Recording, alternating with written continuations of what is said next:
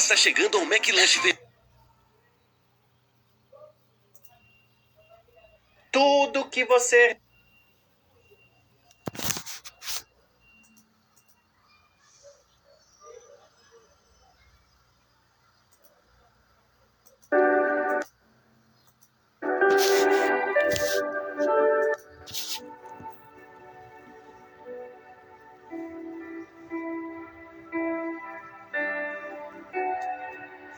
Vamos começar o nosso estudo de hoje. O meu clean, o meu paraquedas, para-brisa. Hoje nós vamos estudar o capítulo 5 de Mateus, aqui na Bíblia de Estudo Pentecostal. Convide algumas pessoas a estarem conosco, o que você sentir aí no coração de convidar, amém ou não amém? Fica a teu critério, viu? A gente não tem que ficar... Sabe o que a gente aprende? Que as coisas de Deus não precisam ser imploradas. Elas são para os filhos. Elas são para os escolhidos. E os escolhidos chegarão a essa live. Claro que você pode ser um canal de bênção na vida de alguém, com toda certeza, mas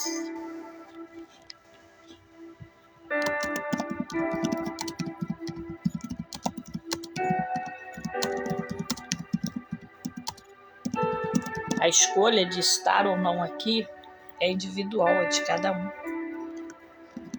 Uns podem e não querem, outros querem e não podem. E assim, né?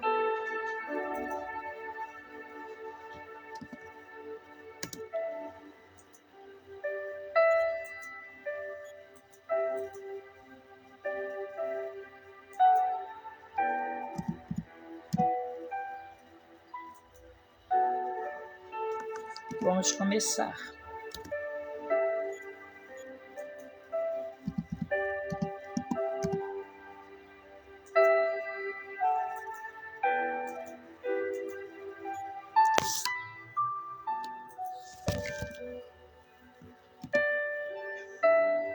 Só não deixa muito alto o retorno, filha, porque senão atrapalha aqui, tá? Vamos estudar hoje Mateus 5, melhorou. Juliana já está aqui conosco.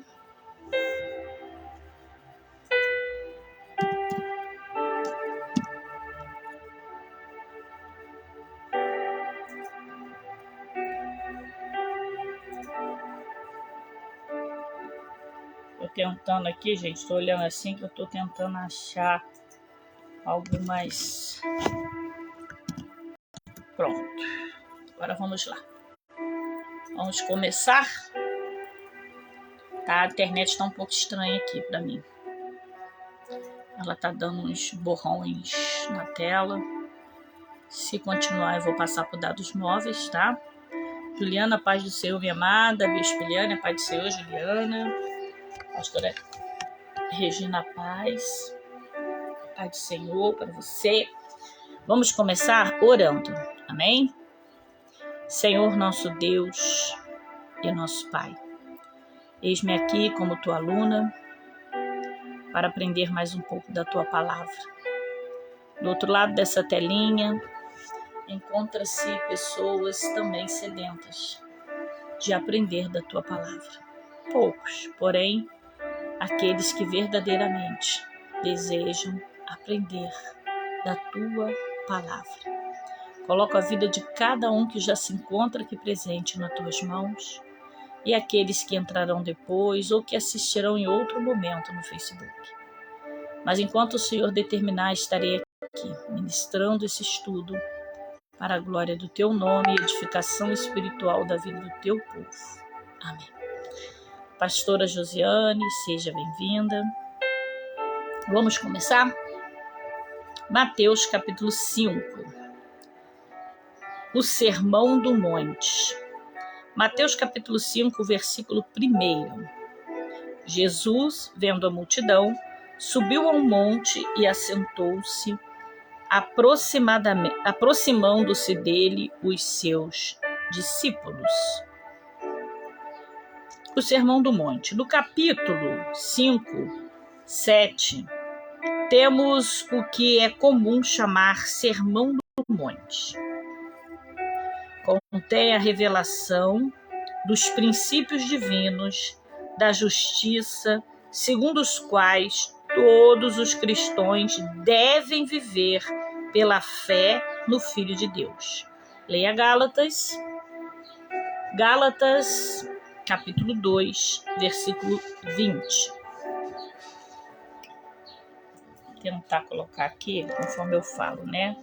Gálatas. Não sei se eu vou conseguir todos não, tá, gente?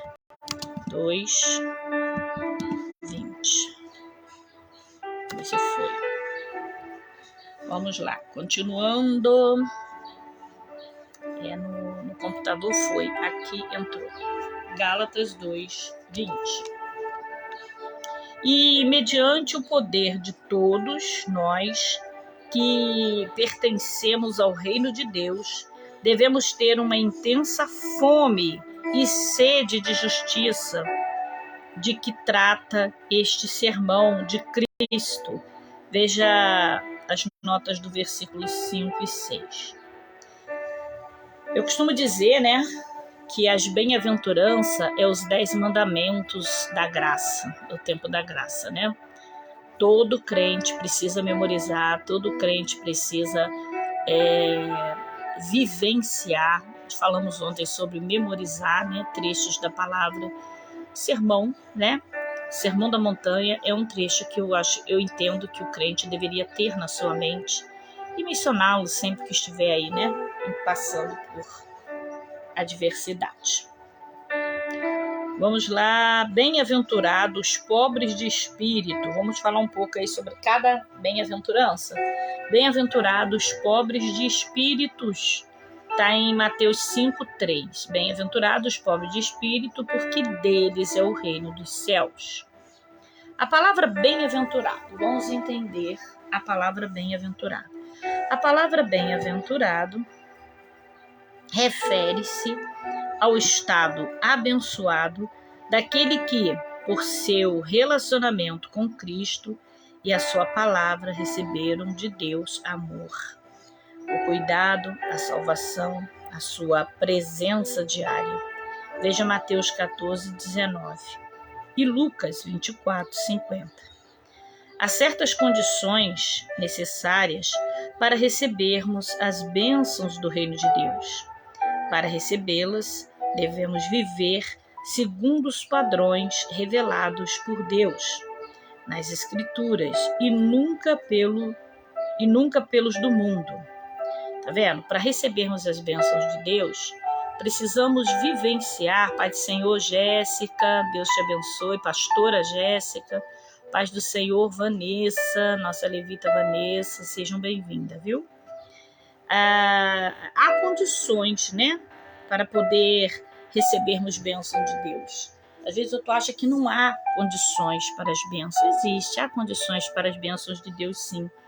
E para vivenciarmos essas bem-aventuranças, para sermos um bem-aventurado, né, as condições necessárias para recebermos as bênçãos do reino de Deus, para recebê-las, devemos viver segundo os padrões revelados por Deus nas Escrituras e nunca pelos do mundo, né? Precisamos viver os padrões da Bíblia e não os padrões deste mundo. Amém? A primeira destas condições é ser pobre de espírito. E o que significa reconhecermos que não temos qualquer outra suficiência espiritual, que dependemos da vida do Espírito, do poder e da graça divinos para podermos herdar o reino de Deus. O que é ser pobre de espírito? Às vezes a gente fala, mas ser pobre, ninguém quer ser pobre, né? Mas de espírito precisamos ser pobres. O que é ser pobre de espírito? É reconhecermos que somos dependentes da graça divina. Somos dependentes, né? Completamente dependentes do Espírito, do poder da graça divina sobre as nossas vidas. 5. Mateus 5,4 vai dizer: bem-aventurados que choram, porque serão consolados. E agora deve ter um monte de gente assim: então eu sou abençoado, eu sou bem-aventurado porque eu sou chorona. Olha só, bem-aventurados que choram, porque serão consolados. O tema é os que choram. Aqui, chorar é contristar-se profundamente por causa das nossas próprias fraquezas. Quando nos medimos com o padrão divino da justiça, conforme diz Mateus 6, de 6 a 33, é também sentirmos pesar por aquilo que entristece a Deus.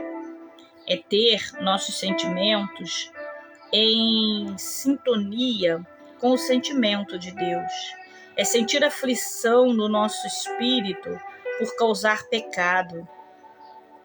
E da crueldade prevalecentes do mundo. Veja Lucas, capítulo 19, versículo 41, Atos, capítulo 20, versículo 19, 2 Pedro, capítulo 2, versículo 8. Então, quando diz bem-aventurados que choram, porque serão consolados, aqui nós estamos, a palavra de Deus está nos ensinando que você precisa sentir profundo arrependimento quando você peca. A tristeza, aquele pesar de saber que você entristeceu o coração de Deus a ponto de te levar a lágrimas profundas. Você chorar de arrependimento, você procurar conserto, você procurar alinhar novamente a sua vontade à vontade de Deus, fazer a vontade dele, não a sua, você buscar comunhão com Deus. Tem muita gente pecando descaradamente, ainda escondendo, jogando para debaixo do tapete, achando que Deus não vai revelar. Não, isso é triste, isso é vergonhoso. Quem faz isso entristece o Espírito Santo de Deus. Não chora, mas na verdade faz o Espírito Santo de Deus chorar. Quem tem que chorar somos nós, arrependidos. Pai do Senhor, Juliana. Quem tem que chorar somos nós, completamente arrependidos por entristecer o coração do Espírito Santo. Paz do Senhor, Jacira Granja. Paz do Senhor, Claudineia Roque. Paz do Senhor, missionária Regina Ribeiro. Fátima, Então, nós temos que chorar, sim, de arrependimento, por saber que nós entristecemos o coração do Espírito Santo. Isso é bem-aventurados que choram, porque serão consolados. Quando você peca, você não tem que ficar buscando ter razão em cima do seu pecado. Quando você peca, você não tem que buscar ficar justificando o seu pecado. Eu fiz isso, mas foi por causa daquilo. Não, eu fiz isso porque eu sou uma pecadora. Eu traí o coração do meu Deus, eu peço perdão. Eu me arrependo profundamente, chorar, se arrepender de saber que você entristeceu o Espírito Santo que habita em você. Aí sim, isso é sinônimo de arrependimento. É verdade, Juliana, eu sei disso, nós já conversamos muito. Então, nós precisamos entender que quando nós pecamos, entristecemos o Espírito Santo. Repito, muita gente não está preocupada com isso. Está preocupada em tentar justificar e jogar seus erros debaixo do tapete. Com isso, tem entristecido o Espírito Santo de Deus. Elas pecam e não conseguem nem ficar mais tristes pelo pecado que comete. Se ninguém viu, está tudo bem. Mas o Espírito Santo está chorando por conta de muito crente por aí. Muitos. Vamos lá. Bem-aventurado os mansos. Mateus 5,5 vai dizer: bem-aventurados os mansos, porque eles herdarão a terra. Bem-aventurados os mansos, porque eles herdarão a terra. Eu já falei os que choram, filho.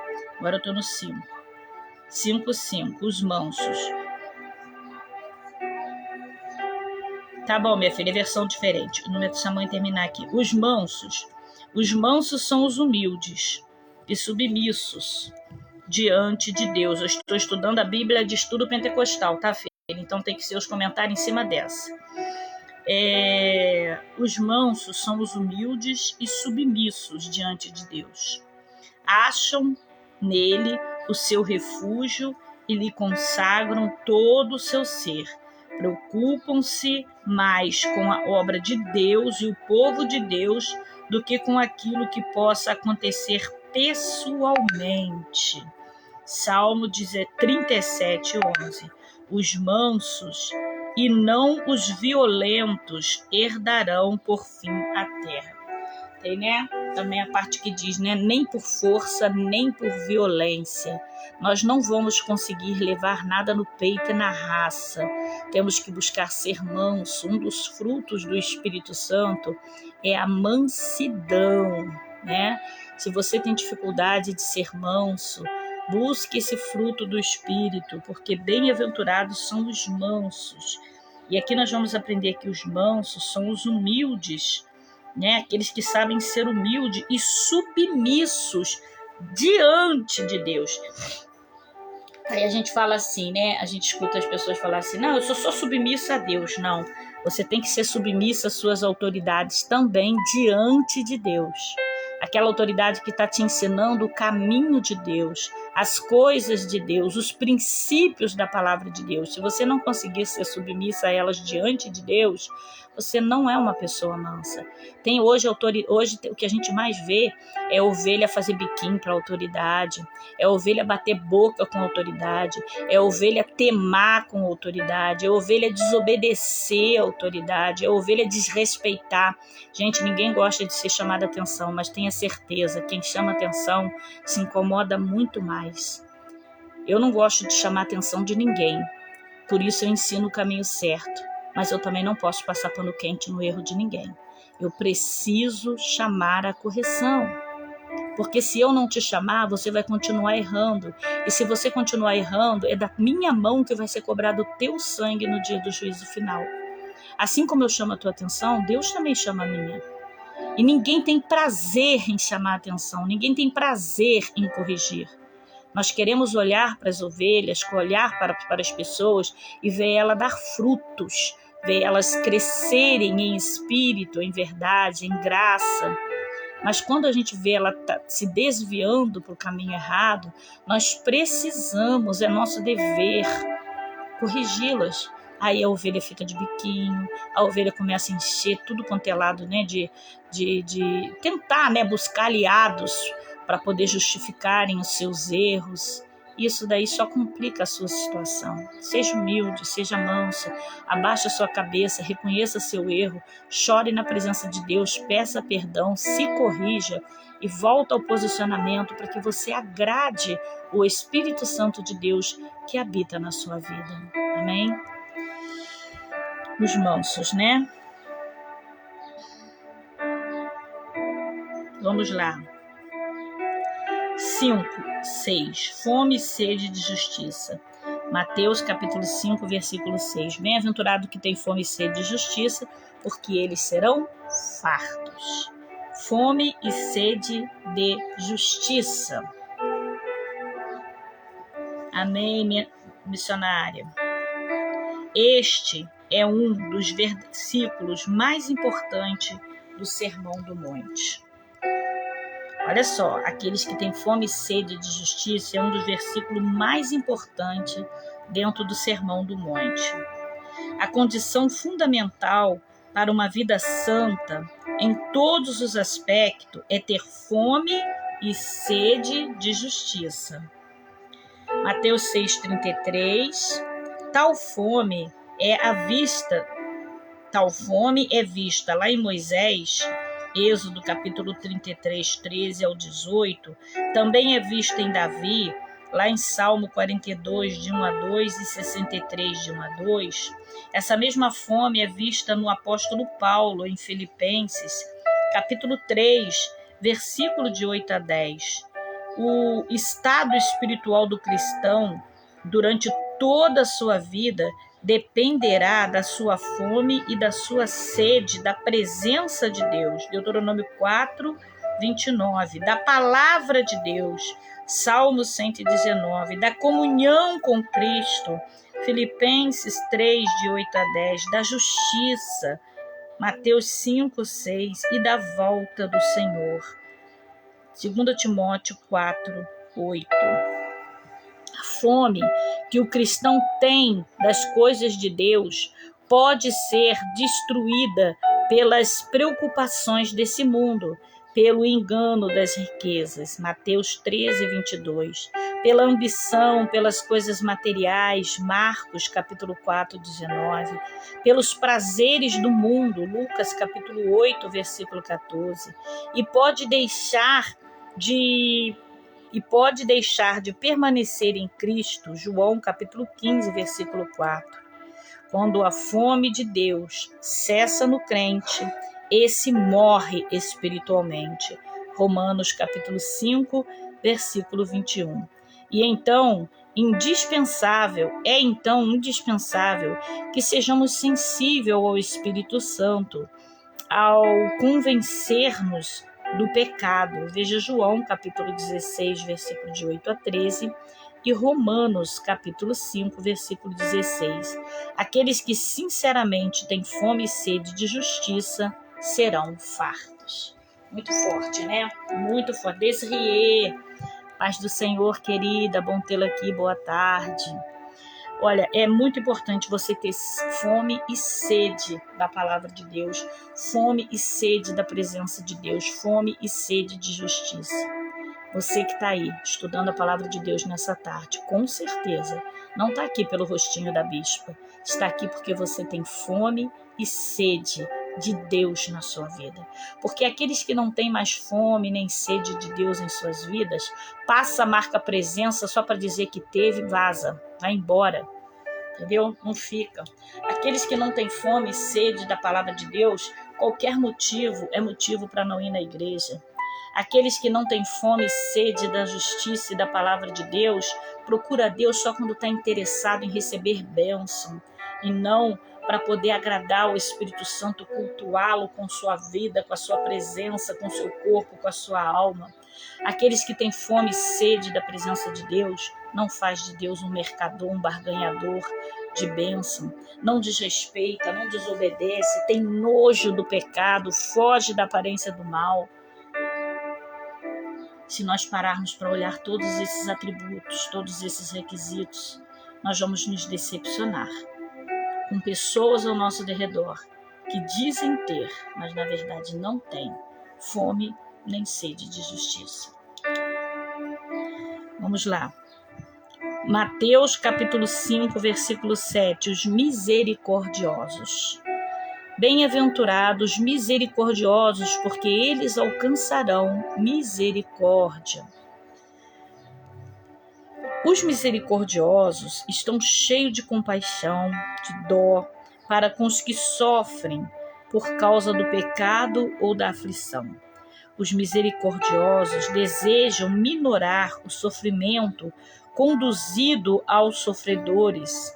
A graça de Deus por meio de Jesus Cristo. Leia Mateus 18, versículo de 33 a 35, Lucas 10, 30 a 37, Hebreus 2, versículo 17. Sendo misericordiosos para com os outros, eles também alcançarão misericórdia. Camila Moraes, seja bem-vinda, paz. Assim, quando somos misericordiosos, nós temos dó. Quando vemos alguma pessoa na prática do pecado, do erro, e nós sentimos o desejo que ela venha para o centro da vontade de Deus e abandone aquele pecado, abandone aquele erro, porque nós sabemos que aquilo vai levá-la para a perdição, vai levá-la para, muitas das vezes, perder a própria salvação. Nós temos dó quando nós vimos uma pessoa passando por aflição, necessidade. Nós sentimos, o que a Bíblia ensina, amor, e desejo de dividir até o que temos com aquela pessoa, para que ela possa se sentir... Amém, Desirê, parabéns. Isso é ter fome e sede de justiça, trabalhando, mas conectada no estudo. Um excelente exemplo de quem tem fome e sede de justiça, viu? Da palavra de Deus. Mas, aqueles que nós estamos agora Os misericordiosos têm compaixão do seu próximo. Não é egoísta, não pensa só no seu umbigo, não pensa só em si próprio, mas se preocupa não em entrar no céu sozinho, mas em entrar no céu de mãos dadas com seus irmãos, seus amigos, seu próximo, sua família, né? Se preocupa com o seu semelhante. E eles, quando sentem isso e trabalham em prol disso, investem nisso, eles também vão alcançar a misericórdia de Deus mediante as suas incontáveis falhas, porque nós também, né, que somos misericordiosos, também falhamos. Amém? 5:8. Bem-aventurados limpos de coração, porque eles verão a Deus. Olha que lindo, né? Aqui nós vamos ver todas as bem-aventuranças, porque isso, porque aquilo, porque isso, porque aquilo, mas o único que diz que verá a Deus é os limpos de coração. Bem-aventurados limpos de coração, limpos de coração. Os limpos de coração são os que foram libertos do poder do pecado, mediante a graça de Deus, e que agora se esforça sem dolo para agradar e glorificar a Deus e serem parecidos com Ele. Ninguém vai ser igual, tá? Pensa que você vai ser santo igual a Deus, não. Mas parecido é nosso dever. Exalar o cheiro de Jesus é nosso dever. Exalar, eu tô falando aqui com vocês, estou sentindo um perfume aqui no ar tão forte. Eu vou ser sincera, tá até ardendo meu nariz. É um perfume assim identificável. É a presença de Deus, amém? Isso, né? Buscar ser limpo de coração para serem parecidos com Deus. Procurar ter a mesma atitude interior que Deus tem, amor à justiça, né? Amor à justiça e ódio ao mal. Hebreus capítulo 1, versículo 9. Seu coração, que inclui a mente, a vontade, as emoções, está em harmonia com o coração de Deus. Leia 1 Samuel, capítulo 13, versículo 14, Mateus, capítulo 22, versículo 37, 1 Timóteo, capítulo 1, versículo 5. Somente os limpos de coração verão a Deus. Ver a Deus significa ser um filho e habitar na presença, tanto agora como no reino futuro. Êxodo, capítulo 33, versículo 11, e Apocalipse, capítulo 21, versículo 7, e capítulo 22, versículo 4. Amém? Glória a Deus. Então, nós estamos entendendo, né, a importância de sermos limpos de coração para que possamos ver Deus, né? Estarmos próximos de Deus, habitarmos na presença de Deus, né? E herdarmos o reino de Deus. O reino de Deus só vai ser herdado pelos limpos de coração. Amém ou não amém? Vamos para o 5:9, os pacificadores. Mateus 5:9. Bem-aventurados os pacificadores, porque serão chamados filhos de Deus. Os pacificadores são aqueles que se reconciliam com Deus. Tem paz com Deus mediante a cruz. Leia Romanos capítulo 5, versículo 1 e Efésios capítulo 2, versículo 14 a 16. E agora se esforçam, mediante o seu testemunho, sua vida, para levarem outras pessoas, inclusive seus inimigos, a paz com Deus. Nós temos o hábito, né, de querer muito os nossos amigos. Às vezes a gente conversa e fala assim, mas eu quero tanto trazer minha família para Jesus. A gente faz campanha para trazer os familiares para Jesus. A gente faz campanha para ganhar aquele ente querido para Jesus. Mas e quanto o seu inimigo? O que você tem feito em relação a ele? Bispo, a minha luta não é contra a carne nem contra o sangue. Sim, você não tem inimigo. O teu inimigo é o diabo. Mas e aqueles que se levantam contra seus inimigos? Esse eu larguei lá na mão de Deus. A Bíblia ensina que nós temos que amá-los, perdoá-los, para que possamos também ser perdoados por Deus. E vamos entender que ser pacificador é também desejar trazê-los para o centro da vontade do querer do Senhor. É querer para eles aquilo que nós vivenciamos, esse amor, essa paz, né? Esse perfume que estamos sentindo, né? Essa tranquilidade, esse perfume vai chegar aí, em algumas casas aí, viu? É a presença do Espírito Santo. Se você começar a sentir um perfume, é a presença do Espírito Santo no meio desse estudo nesta tarde. Amém? Então, você precisa amar os seus inimigos. Você precisa amar o próximo. E quando diz o próximo, não é aquele próximo que te ama também. É principalmente o próximo que te odeia. Porque se ele te odeia, é porque ele está vendo o brilho do Espírito Santo na tua vida. Qual é o teu dever? Dar as costas para isso? Ser indiferente a isso? Não. O teu dever é levar esse espírito que está incomodando ele para a vida dele. É retirar o espírito que está fazendo ele sentir ódio de você, da vida dele, através do seu testemunho, do seu amor, da sua, né, de ser um pacificador, quando se levantar em contenda contra a sua vida, ser um pacificador, levar o Espírito Santo de Deus que habita em você para a vida dessa pessoa que te odeia tanto, né? Vamos lá. 5:10. Bem-aventurados que sofrem perseguição por causa da justiça, porque deles é o reino dos céus. Perseguição por causa da justiça. Todos que procuram viver de acordo com a palavra de Deus, por amor à justiça, sofrerão perseguição. Queridos, querida, não adianta você querer ser um cristão de verdade e não ser perseguido.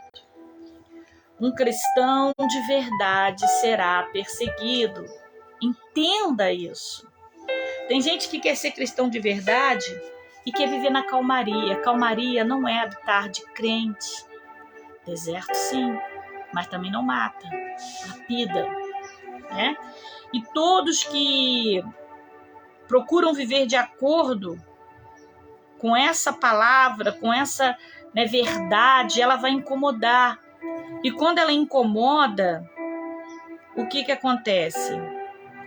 Ela vai sofrer perseguição por diversas partes, de diversos lados, por pessoas que vocês nem imaginam.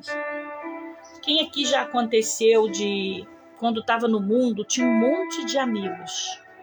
Depois que aceitou Jesus, os amigos sumiram todos, começaram a te chamar de chata. Eu tinha uma pessoa da minha família que, nossa, vinha sempre na minha casa. Ríamos juntas quando eu estava desviada, ríamos juntas, brincávamos. Nossa, eu falava que da família eu era a pessoa mais legal. Sabe por quê? Porque eu bebia no copo que ela bebia e comia no prato que ela comia. Compartilhávamos da mesma, né, do mesmo pecado. E depois que a gente larga as coisas do mundo, nós começamos a incomodar aqueles que não fazem parte mais da mesma comunhão. Mas eu desisti dessa pessoa? Não.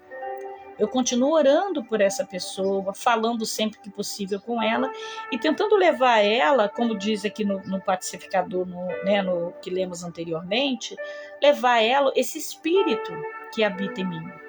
Porque eu sei que o que ela carece, que a luta dela nesse momento, que a ira que ela sente, a rejeição que ela sente não é de mim, é daquele que habita em mim. E não é ela, é o que habita nela. Então, você vai ser perseguido sim.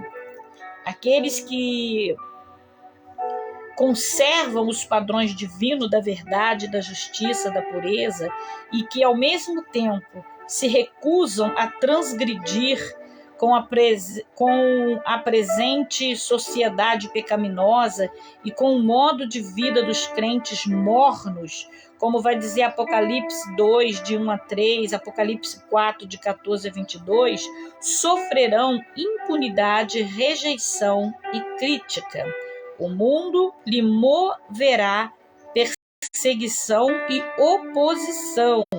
Mateus 10, 22, Mateus 24, 9, João 15, 19, e às vezes da parte até de membros da igreja, professa, Atos capítulo 20, versículo de 28 a 31, 2 Coríntios capítulo 11, versículo de 13 a 15, e 2 Timóteo capítulo 1, versículo 15, capítulo 3, de 8 a 14.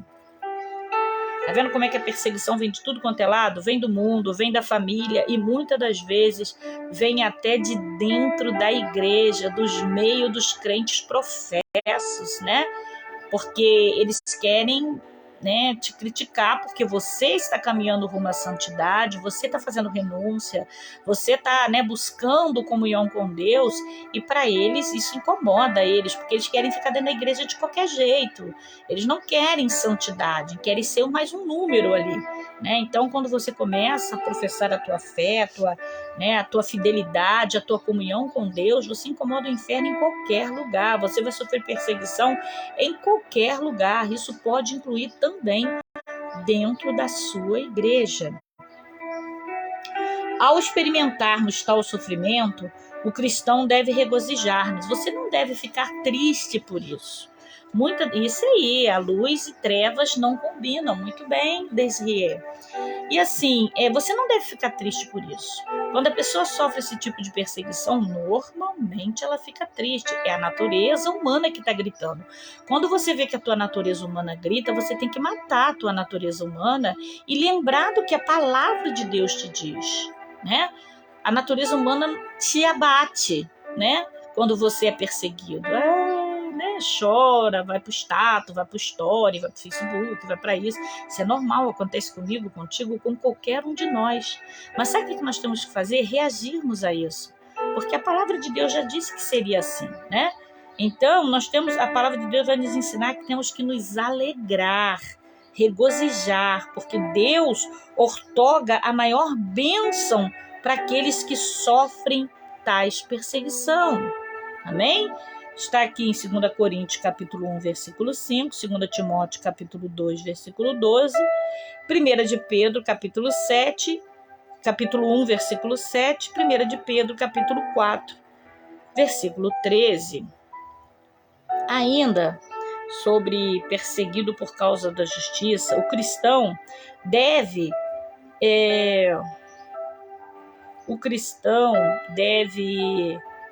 precaver-se da tentação de transigir quanto à vontade de Deus, a fim de evitar a vergonha, a ridicularização, o constrangimento ou algum prejuízo. Mateus 10, 33, Marcos 8, 38, Lucas 9, 26, 2 Timóteo 2, 12. Os princípios do reino de Deus nunca mudam. Todos os que piamente querem viver em Cristo Jesus padecerão perseguição. 2 Timóteo 3, 12. Tamires Santos, seja bem-vindo em nome de Jesus. A promessa aos que enfrentam e suportam a perseguição por causa da justiça é que dos tais é o reino dos céus. E aqui mexe comigo, porque eu entendo que se você não é perseguido, o reino do céu não é seu. Se você está sendo perseguido, está dizendo regozijai-vos, alegrai-vos, porque você está agradando a Deus, incomodando o inferno, e o reino dos céus é teu. Parece que é uma confirmação da tua salvação. Você está entendendo isso? Quando você começa a incomodar o inferno e começa a se levantar perseguição na tua vida, parece que é uma informação, parece não, eu sinto que é uma informação que o céu te passa de que você está incomodando o inferno porque você acabou de ganhar o céu. Aleluia. Glória a Deus, louvado seja o nome do Senhor. Eu não sei se você está sentindo essa presença. Eu não sei, mas eu estou. E é muito forte. Querido e querida, não se preocupe em incomodar o inferno. Para. Toda vez que você fizer algo certo, que agradar a Deus, o inferno vai se levantar. Mas não tenha medo, se alegre. Se alegre. É o dia que você tem que prestar o melhor culto da tua vida a Deus. Para com esse negócio de ficar de biquinho, de ficar de mimimi, porque o irmão, porque fulano, Beltrano te chamou de crente fanático, se levantou contra você. Se você está incomodando o inferno, dê glória misturada com aleluia. Louve o nome do Senhor, bata palmas, pule, rodopie, sapateie, marche, glorifique a Deus sim, porque é teu o reino dos céus. O céu está te informando, ei, tu está incomodando porque tu é meu.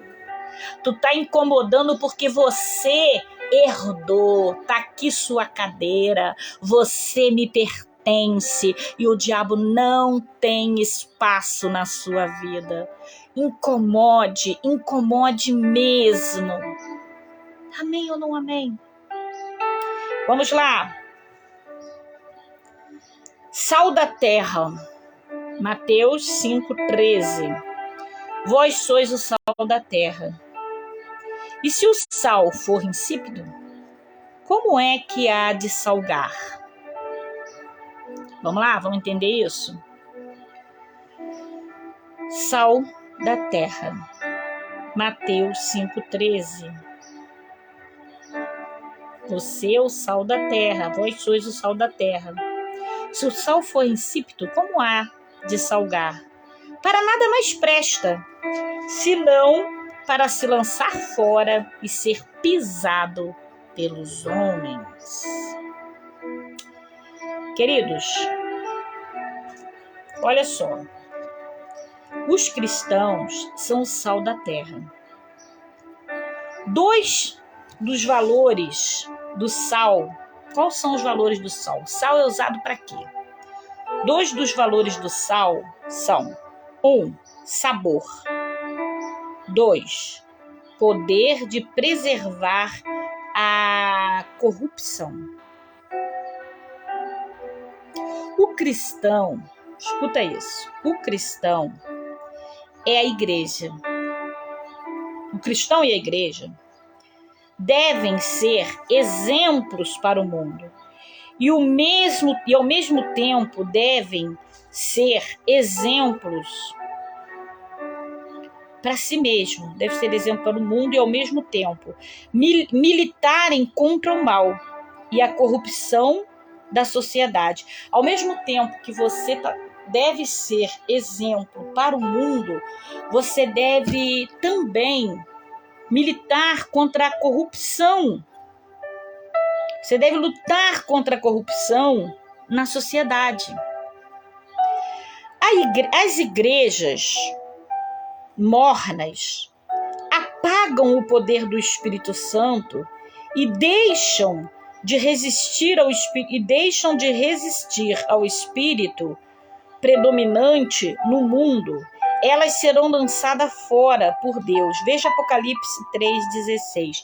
O primeiro passo, a primeira estratégia de uma igreja morna é matar o Espírito Santo. Você já viu uma igreja que não crê no batismo com o Espírito Santo? Uma igreja que não tem o batismo com o Espírito Santo, não dá legalidade, não dá lugar, não consegue. É uma igreja morna, tá? E automaticamente ela quer matar isso em todas as igrejas quando ela começa a se levantar e dizer, né, que nós somos carnais, que nós somos, né, e etc, não vamos entrar por essa vertente.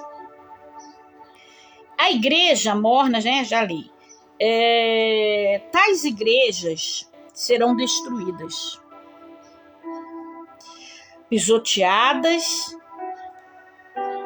pelo homem, como sal insípido. Os mornos serão destruídos pelos maus costumes e pelos baixos valores da sociedade ímpia.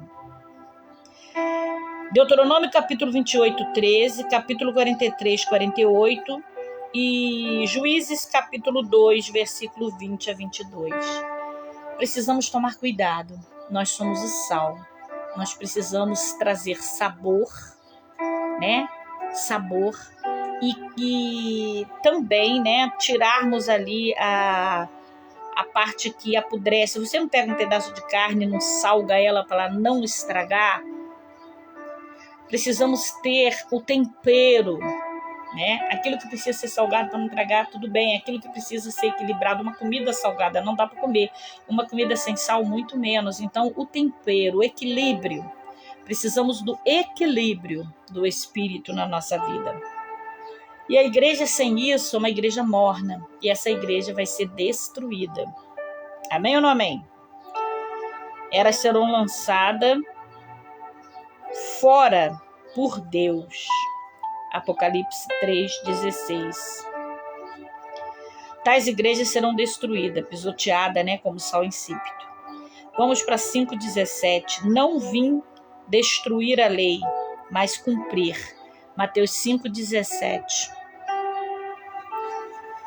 Mateus 5,17. Não cuideis que vim destruir a lei, ou os profetas. Não vim destruir, mas cumprir.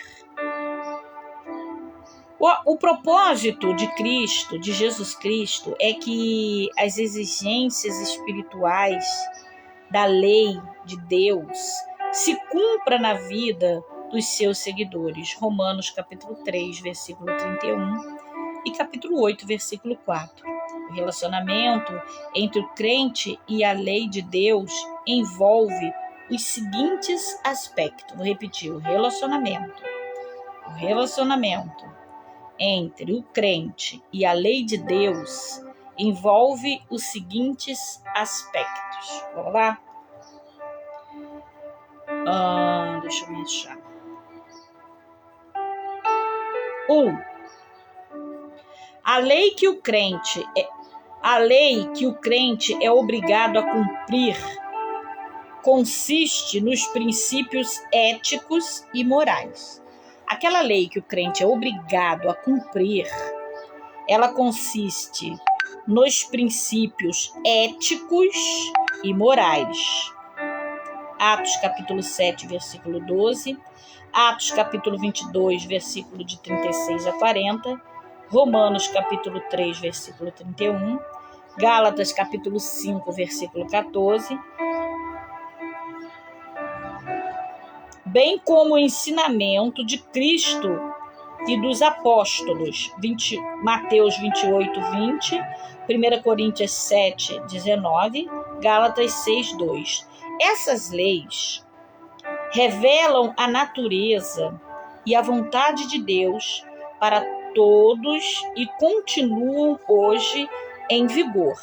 As leis do Antigo Testamento, destinada diretamente à nação de Israel, tais como as leis de sacrificiais, cerimoniais, sociais ou cívicas, já não são obrigatórias. Hebreus capítulo 10, versículos de 1 a 4, e Levítico capítulo 1, versículo 2 e 3, e capítulo 24, versículo 10. Gente, olha só, vou dar uma parada aqui antes de passar para o tópico 2, porque muitas das vezes nós vemos, né, nada que eu não quero trazer doutrina, tá? Porque eu sei que aqui tem várias igrejas, se você está numa igreja e a tua doutrina te proíbe isso ou aquilo, né, se a doutrina da tua igreja traz que você não deve, eu costumo dizer que Deus tem ovelhas para cada aprisco e ele sabe como ele vai usar os pastores para tratar aquelas ovelhas, então ele permite que cada uma, né, esteja debaixo de um ensinamento. Muitas das vezes você vai entrar numa igreja de uso e costume para ser tratar da sua humildade, retirar a sua vaidade. Então, tratar a vaidade, né, porque não é algo que agrada ao coração de Deus, a vaidade assoberbada, mas aqui está dizendo, né, que nós aprendemos que existia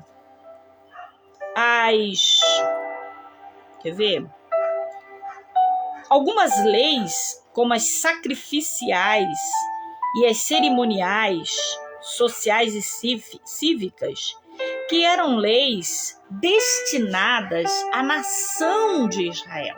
Então nós precisamos estudar por quê? Tem gente que fala, não precisa estudar. Não faz isso não, estuda sim. Por que nós precisamos estudar? Para nós entender o que era destinado à nação de Israel e o que é para o nosso tempo. né? Não temos mais a lei do sacrifício dos animais. Por quê? Porque Jesus já veio, já passamos para a graça. Então, essa lei era destinada ao povo de Israel. Então, vamos buscar estudar para que nós não venhamos radicalizar a palavra de Deus, amém? Temos que segui-la sim, respeitá-la sim. Ele não veio mudar a lei, mas nós temos que entender que essa lei, né, específicas aqui, sacrificiais, cerimoniais dos sacrifícios, algumas cerimônias sociais e cívicas, já não são mais obrigatórias, e nós vamos buscar encontrar essa referência de que já não são mais obrigatórias, não são palavra da bispa, lá em Hebreus capítulo 10, versículo de 1 a 4, né, que também diz lá Levítico capítulo 1, 2 e 3, as leis de Levítico, né, e 24, 10, tá bom? Depois você lê aí com calma. 2. O crente não deve considerar a lei como sistema de mandamento legal, através do qual se pode obter mérito para perdão de salvação. Gálatas 2, 16 a 9. Pelo contrário, a lei deve ser vista como código moral para aqueles que já estão num relacionamento salvífico com Deus e que, por meio da sua obediência à lei, expressam a vida de Cristo dentro de si. Romanos 6, de 15 a 22. Vamos entender isso aqui. Hoje eu não peguei minha canetinha, né? Vocês nem sentiram falta da minha canetinha bonitinha, né? Olha só, vamos entender isso aqui. Antes de eu passar para o 3. Você não precisa, você não deve, o crente não deve obedecer a lei em troca. Eu vou obedecer para me ser abençoado. Não. Eu vou obedecer porque eu preciso, eu quero. Não. Você tem que obedecer porque tem que obedecer. Porque a palavra de Deus foi feita para se obedecer. Porque senão você não é crente. Ponto final. Tem gente que quer obedecer a palavra de Deus. Senhor, olha só. Teve uma pessoa que virou para mim e falou assim: eu fiz um voto com Deus, bispo. Falei, eu vou ler a Bíblia o ano inteiro para que Deus venha me dar um casamento. Eu falei, como assim? Uma? Você vai ler para que Deus te dê um casamento? Ler a Bíblia é tua obrigação, meu irmão. Eu vou fazer um jejum e eu vou orar 3 vezes por semana para que Deus me dê uma porta de emprego. Para de barganhar com Deus, para com isso. Você tem que orar e jejuar porque é seu dever cristão. Se você estiver com a tua vida em comunhão com Deus, o que diz a Bíblia? Buscar em primeiro lugar o reino de Deus e sua justiça, e todas as coisas serão acrescentadas. Quando você estiver na comunhão com Deus, Ele vai cuidar para que aquilo que você precisa te seja acrescentado. Não precisa barganhar, não. Para com isso. Isso é feio. Não tem que ficar obedecendo os mandamentos, obedecendo a lei, obedecendo a palavra de Deus em troca de nada. Você tem que obedecer porque é teu dever. Você tem que obedecer porque é tua obrigação. É meu dever, é minha obrigação. Não é para que Deus venha dar isso, Deus venha dar aquilo. Não, eu vou, vamos supor, eu vou orar de madrugada para poder expulsar o diabo. Se você tiver com abastecido de oração, revestido de oração, o diabo nem chega perto de tu. O diabo nem chega perto. Né? Não precisa de orar para Deus expulsar o diabo, não. É só você ter vida de oração que ele não bota nem a mão. A Bíblia diz resistir ao diabo e ele fugirá. Ele tem que fugir, ele tem que olhar e falar, opa, sai daí que vem ela. Entendeu? Ele tem que fugir de você. Eu não estou falando de perseguição. Estou falando de diabo. Perseguição é humana. Tá? Como nós lemos aqui. Bem-aventurado quando você for perseguido. Estou falando de diabo. O diabo não pode te tocar. Não pode. Se você estiver em comunhão com Deus, ele não pode. Mas agora, se você estiver na brecha, não mexe com ele não. Porque ele entra e faz o estrago. Tá? Porque está na legalidade, está fazendo o que ele quer. Mas eu tenho fé. Fé não é requisito para fechar brecha de pecado. Tá? E não impedir que o diabo entre, não. Ele entra, vai dizer para você assim, eu conheço o Deus de Paulo, mas o vosso Deus quem é? Você está fazendo tudo que ele ensina lá que é errado. Entendeu? Então, fecha as brechas, consagra-se, obedeça os mandamentos. Não para, mas porque é seu dever. Não para isso nem para aquilo. Mas porque é seu dever, é sua obrigação. É minha é nossa obrigação, tá bom? Vamos lá. Vamos acabar. Deixa eu ver se falta muito, gente. Meu Deus, capítulo 5 é grande, hein? Jesus! Acho que eu vou dividir esse capítulo 5. Eu vou tentar dar uma acelerada. Vamos lá. Vou acelerar. Ou vocês preferem que eu divido? Vamos acelerar, né? Vamos terminar o 5 hoje e ir pro 6 amanhã. Vamos lá. A fé em Cristo é o ponto de partida para o cumprimento da lei. Mediante a fé nele, Deus torna-se nosso Pai. João capítulo 1, versículo 12. É mediante a tua fé que Deus vai se tornar o teu Pai. Amém?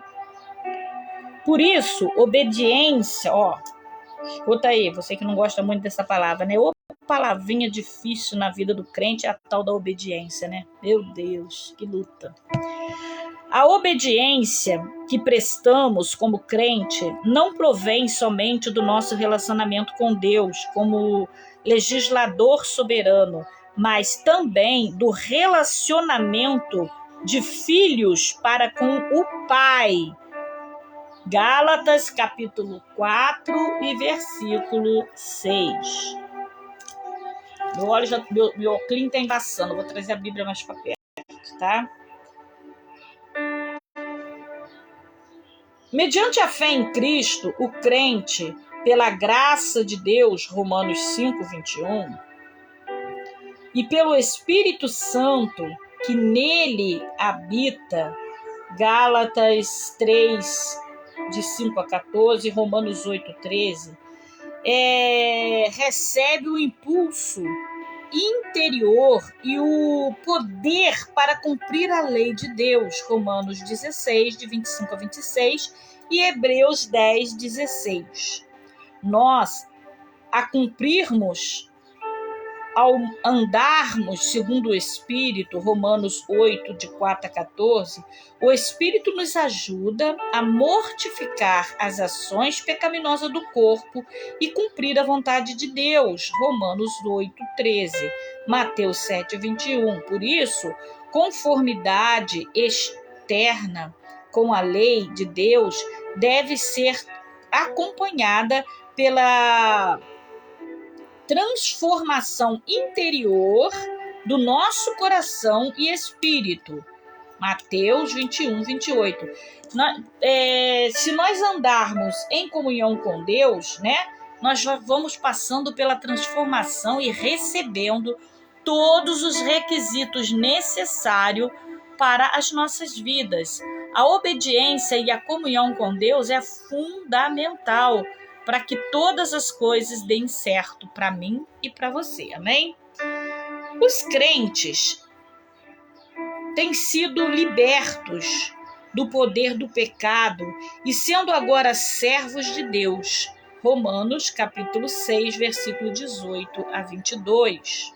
Seguem o princípio da fé, pois estão debaixo da lei de Cristo. 1 Coríntios capítulo 9, versículo 21.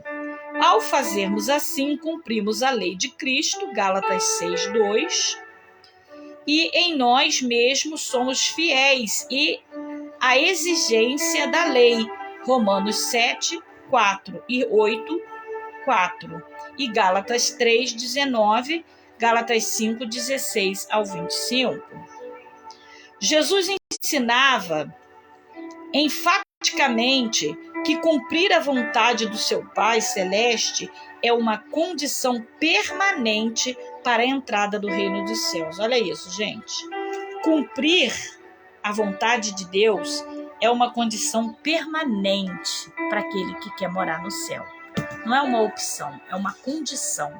Você tem uma condição. Você quer ir para o céu? Tem uma condição. Cumprir os mandamentos. Quer ir para o céu? Tem uma condição. Qual é a condição? Cumprir permanentemente os mandamentos, obedecer a Deus, né? A obediência. Mateus 5,19. Qualquer, pois, que violar um desses mandamentos e assim ensinar aos homens, será chamado menor no reino dos céus. Aquele, porém, que cumprir e ensinar será chamado grande no reino dos céus. Grande no reino. A posição do crente no reino dos céus dependerá da sua atitude aqui para com a lei de Deus e a sua prática e ensino. A medida da nossa fidelidade a Deus aqui determinará a medida da sua grandeza no céu. Olha só, gente, preste bem atenção nisso antes de eu passar para o versículo 20. Quanta gente ensinando errado, né? E vão prestar conta disso para Deus. É uma condição também você ensinar a palavra de Deus certa e não do jeito que você quer. Ei, pregador, pregadoras, cuidado. Não é do jeito que você quer. É do jeito que a Bíblia manda. Ponto. Simples assim. Amém ou não amém? 5:20. Porque vos digo que se a vossa justiça não exceder a dos escribas e fariseus, de modo nenhum entrareis no reino de Deus.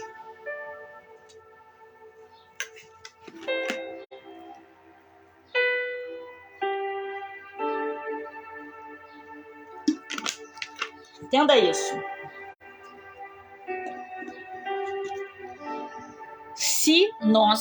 Se a vossa justiça, a justiça dos escribas, a justiça, deixa eu virar a página aqui.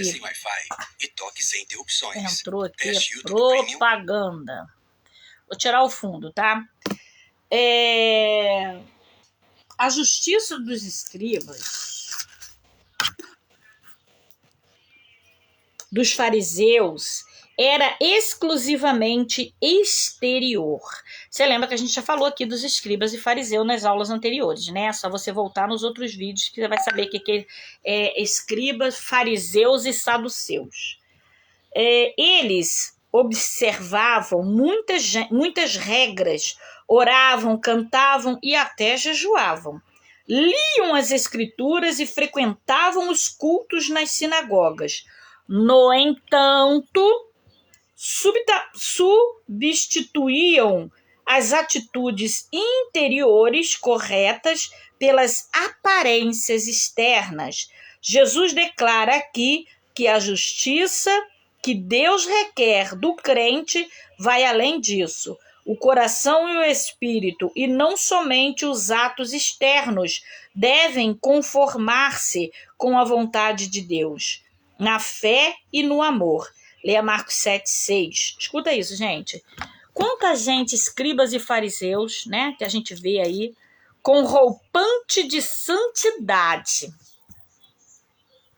Roupante de santidade. Estou olhando aqui que eu estava tentando achar um elástico, mas como eu não estou achando, eu vou... Muito calor. Pessoas que estão preocupadas com o seu exterior, mas o seu interior está podre. Ela lê, ela até ensina, mas ela não vivencia. Esses são os fariseus, tá? Esses são os fariseus. E a Bíblia diz, né, que lamentavelmente eles estão fora do reino dos céus, tá? O coração deles, o espírito, estão completamente contrário àquilo que eles estão ensinando e até aparentemente expondo com vestimentas, né? Às vezes a gente fala, tem muita gente, muita mulher de coque, saião no pé, homem de terno e gravata, tem muito namã por aí, né? Com armaduras, né? Mas por baixo está cheio de lepra. Vamos cuidar disso, amém? Vamos tomar cuidado para que não sejamos fariseus. Mateus 5:22. Eu, porém, vos digo que qualquer que sem motivo se encolerizar contra o seu irmão será réu de juízo, e qualquer que chamar o seu irmão raca será réu do sinédrio, e qualquer que lhe chamar de louco será réu do fogo do inferno. Ah, obrigada. Minha filha é uma benção. Eu vim trazer um elastiquinho para mamãe. Obrigada, meu amor. Ganhaste teu galardão. Ai, agora sim, meu Deus. Vamos lá. Acende a luz aqui também para mim, por favor, meu amor, se não for abusar da tua boa vontade. Vamos lá. Encolerizar, raca e louco. Vamos falar sobre isso. Obrigada. Tá melhorou minha leitura. Encolerizar, raca e louco. Vocês estão aí, igreja? Vai dando os amém aí, vai falando alguma coisa aí, botando os glória, figurinha, para me ver que você tá aí, né? Porque eu sei que tem muita gente que passa, marca presença e mete o pé. Vamos lá. Jesus não se refere à ira justa contra o ímpio e iníquos. João 2, de 13 a 17. Ele condena o ódio vingativo que deseja... legal. Desriei, Juliana. Vamos continuar aqui. Deseja de modo injusto. Ele condena o ódio vingativo. Eu já estou com água aqui, tá, meu amor? Obrigada. Vingativo. Que deseja de modo injusto a morte de outra pessoa. Raca é um termo de desprezo que provavelmente significa tolo, estúpido. Chamar alguém de louco com ira e desprezo pode indicar um tipo de atitude de coração, de coração conducente ao perigo do fogo do inferno. Então, quando fala, às vezes a gente fala, desse ser louca, menina, desse ser maluca. Quando a gente tá brincando, a gente não tá nem pecando, mas é bom evitar, né? Mas agora, quando você fala com ira, com cólera, é esse sentimento de desejo de vingança, de ódio, de ira, de cólera, que te leva pro inferno. Às vezes você pode nem falar essa palavra. Ainda não é bom. Eu vejo gente que fala assim, eu não chamo de louco porque a Bíblia condena, mas tá sentindo. Mesma coisa. Vai pro inferno do mesmo jeito. Tá sentindo. Não tá falando, mas tá sentindo. E aí, como é que fica? A Bíblia que fala, viu? Então vamos vigiar, vamos estar atento com esse sentimento de vingança, de desejar que os outros morrem. Como que a gente vê os outros falando, né? Se levantou contra mim, vai descer a sepultura. Para. Quanta gente se levantou contra Jesus e não desceu a sepultura? Jesus disse, Pai, perdoa, eles não sabem o que fazem. E você está aí se julgando mais importante que Jesus, querendo que as pessoas desçam a sepultura em seu favor, em seu benefício, talvez nem vida com Deus tu tá tendo. Para, né? Vamos vigiar, crente. Mateus 5, 28. Eu, porém, vos digo que qualquer que atentar numa mulher para cobiçar, já em seu coração cometeu adultério com ela. O que eu falei ontem, que eu vou trazer o próximo estudo? Divórcio. É polêmico, hein? Quando eu acabar esse Mateus aqui, eu vou trazer divórcio. Vamos lá. Vou pensar ainda, né? Vou consultar o Espírito Santo, porque é um estudo muito polêmico. 28, né? Eu já tô... obrigada por encheu para mim. Minha filha é uma bênção. Glória a Deus. Vamos lá. Trata-se de cobiça carnal ou concupiscência. O que Cristo condena aqui não é o pensamento repentino que Satanás pode colocar na mente de uma pessoa, nem um desejo impróprio que surge de repente. Trata-se, pelo contrário, de um pensamento ou desejo errado aprovado pela nossa vontade. É um desejo imoral que a pessoa procura realizar, caso surja a oportunidade. O desejo íntimo de prazer sexual ilícito, imaginado e não resistido é pecado. O cristão deve tomar muito cuidado para não admirar cenas imorais como filmes e da literatura pornográficas. Antes de eu trazer as referências bíblicas dessa parte que eu li, escuta isso. Às vezes eu sou procurada por jovens, por pessoas que me falam assim, né? Como eu disse ontem, eu tenho ovelha e discípulos. Ovelhas na igreja e discípulos pelo mundo afora. As pessoas falam assim, bispa, eu não quero pensar, mas vem na minha cabeça assim de repente, e eu procuro ler, ouvir, louvor, tirar aquilo da minha cabeça. Isso é uma batalha espiritual que você está sofrendo. O diabo, ele quer te parar, ele quer te culpar, ele sabe a tua fraqueza e ele quer o quê? Te levar a acreditar que você está condenado, que você está pecando, que você está, né,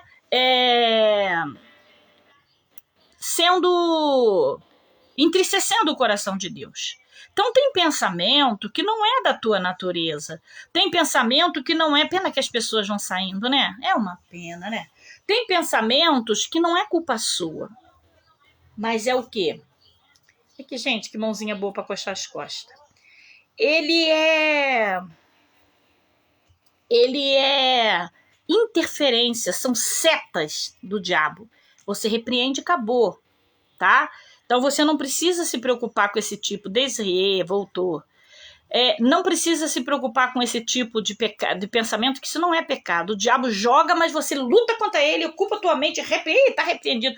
Todos nós passamos por isso. O diabo está o tempo todo, ó,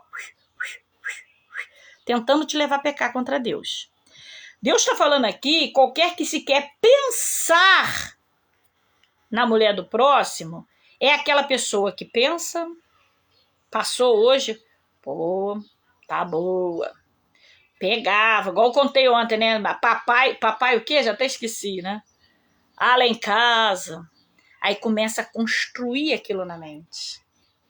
Tem pessoas que levam até para a prática do relacionamento, na mente, lá na hora, traz a imagem daquela pessoa. Isso é adultério. Tá? Isso é adultério. Não é aquilo que vem e você repreende, não. É aquilo que você alimenta com a intenção de dar à luz aquele pecado. Então, cuidado. É você ficar assistindo pornografia. Você tá passando na internet, né? Você tá usando o celular. De repente passa aquela mulher lá. Você não tem culpa. Passou. Sai pra lá, seu capiroto do inferno. Mas tem gente que fala, ai, não vou mais usar celular, não. Ai, tem igreja que até fala, não use celular, irmão, porque quando você passar vai ver aquele vídeo. Não, para, né? Não seja também radical, não é isso. Passou, repreende, capiroto, e toca a tua vida, entendeu?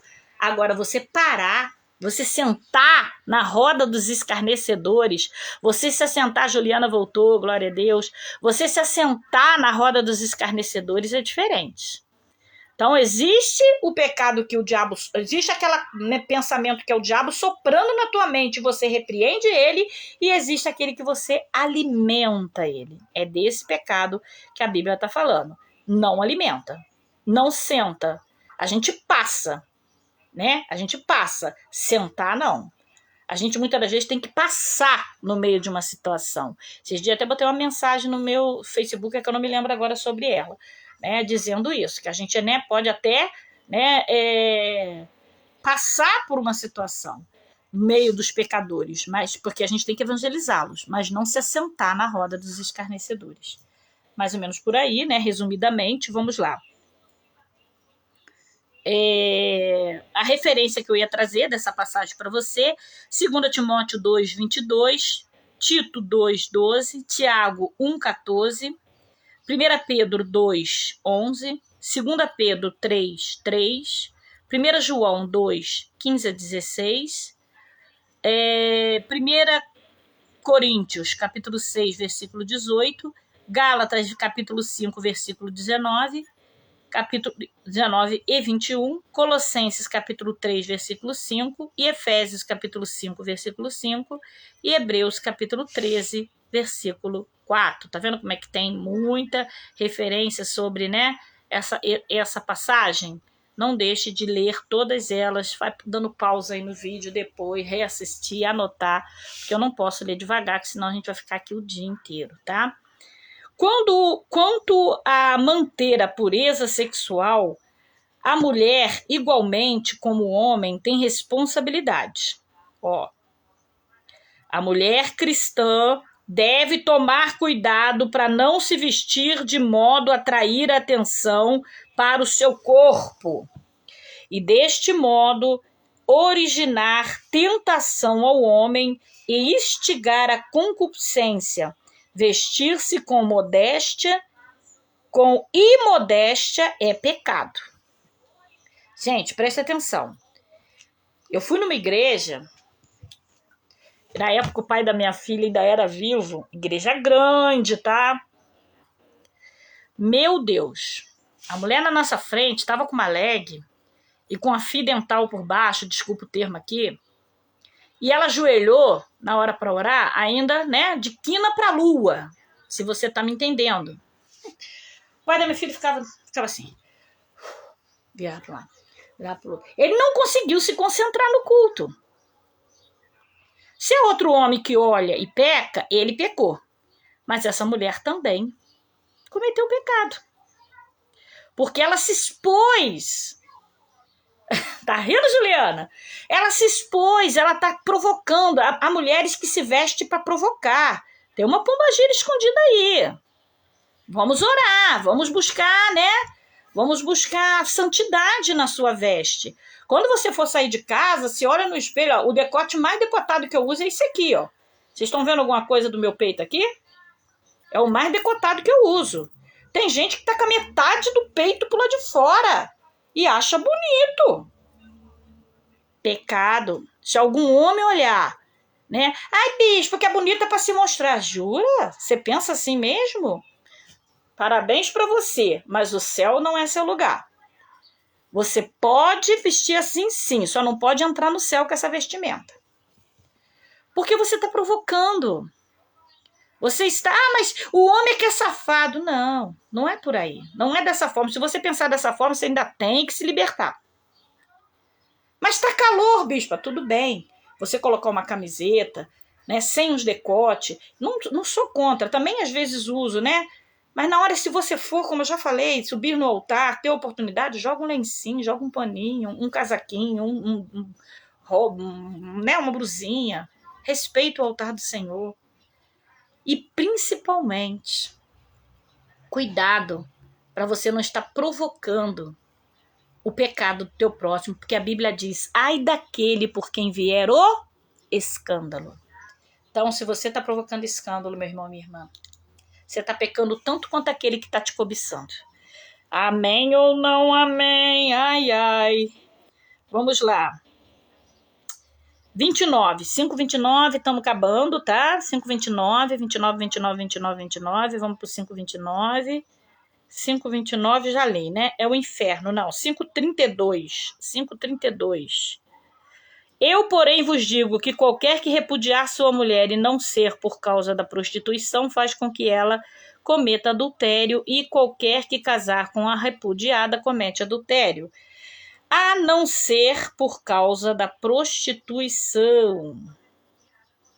Também, né?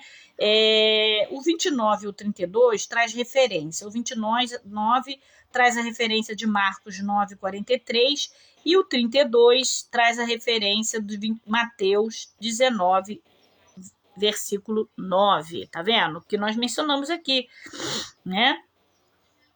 Se você... 5,39, vamos lá, 5,39, vamos correr, gente.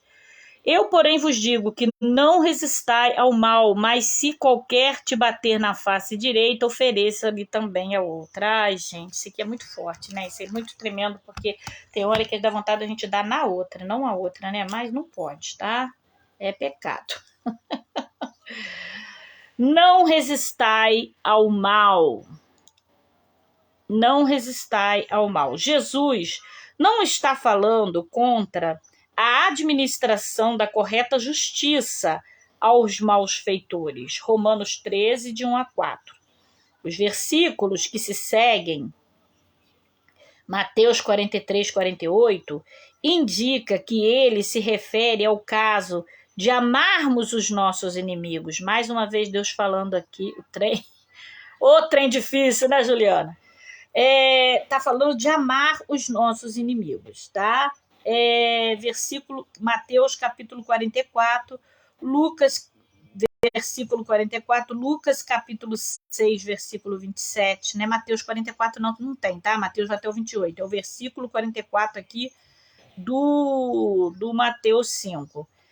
Lucas capítulo 6, versículo 27, não devemos reagir com espírito de ódio contra o mal praticado contra nós, mas de maneira que demonstre que possuímos valores concentrados em Cristo e no seu reino. Nosso tratamento para com aqueles que nos fazem mal deve ser de tal modo que os leve a aceitar Cristo como seu Salvador, como exemplo desse espírito. Compare Gênesis 13, de 1 a 13, com Gênesis 14, 14, Gênesis 50, de 19 a 21, com Gênesis 37, 18 a 28, ver 1 Samuel, capítulo 24, versículo 26, Lucas, capítulo 23, versículo 34 e Atos, capítulo 7, versículo 60. Amém ou não amém? Gente, amanhã nós vamos para o 6, tá? Amanhã, Mateus 6, eu já demorei muito hoje. Hoje foi muito grande, peço perdão a vocês, mas eu não poderia deixar, né, de terminar esse estudo. Nossa, eu tô morrendo de calor, doido pra tomar um banho. Tá bom? Que Deus abençoe a sua vida. Muito obrigada pela sua presença, pastora Regina, pastora Josiane, Desirê e Juliana. São as 4 pessoas que terminaram aqui esse estudo conosco, pelo menos são as 4 que estão aparecendo aqui na janelinha e estão, né, conosco. Vou até printar aqui o final do estudo, quem continuou conosco, para agradecer, né? Pronto, foi as 4 que apareceram aqui na janelinha que continuou o estudo. Juliana, Desirê, pastora Josiane e pastora Regina. Muito obrigada por acompanhar até o fim esse estudo. E todos vocês que passaram por aqui também, obrigada, que Deus abençoe, tá? A paz do Senhor.